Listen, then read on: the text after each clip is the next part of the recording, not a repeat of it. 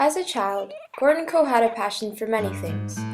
Unfortunately, his family wasn't the richest as his parents had just immigrated from China, so he couldn't afford many extracurriculars. Still, he practiced his hobbies at home, which included playing sports and sketching, and he soon became very good at what he liked. Now, Gordon's parents weren't like most Chinese parents back then. They were very lenient as to what their children wanted to become. "As long as you try your best and get good grades, we will support you no matter what," was what they used to say. And with hard work and determination, Gordon went from having the lowest marks in first grade to being one of the top in grade 6. However, that wasn't enough, especially after a certain classmate named Raymond Ang started bringing his game up. For over 6 years, Gordon and Raymond held this stubborn rivalry against one another to score the highest grades. They were both very passionate about this. The rivalry lasted until grade 13, when of course, my dad finally beat Ang with a 93.6 average, earning the top academic award at graduation. That was when Gordon knew for sure he'd become what he had chosen in grade 9. A medical doctor. He finished his education at U of T and was then accepted into medical school in 1978, where he spent the first 2 years studying family medicine. At one point in his second year, Gordon worked as an intern with Dr. Robert Owen, who specialized in sports medicine training. He even got to work with the Maple Leafs and Toronto Argonauts. Now, Owen loved Gordon so much he offered to write a reference letter for him for physical and rehabilitation medicine. But Gordon had other plans in mind.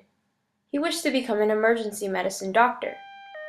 He had always loved being on the go and playing the superhero, and thought this career would be perfect. It later showed otherwise.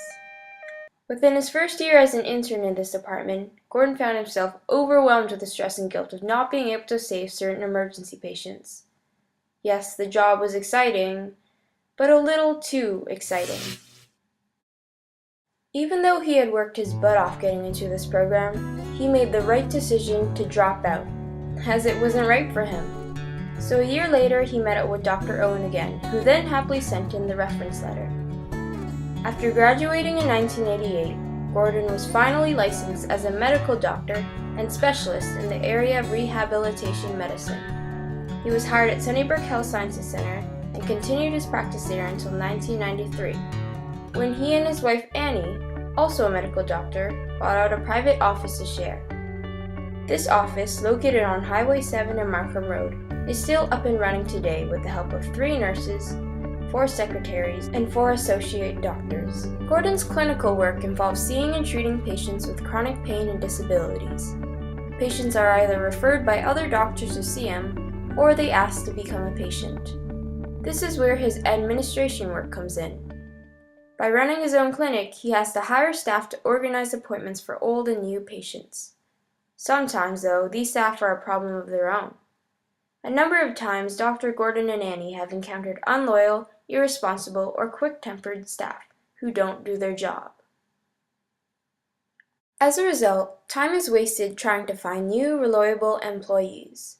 However, there are pros to running a private office.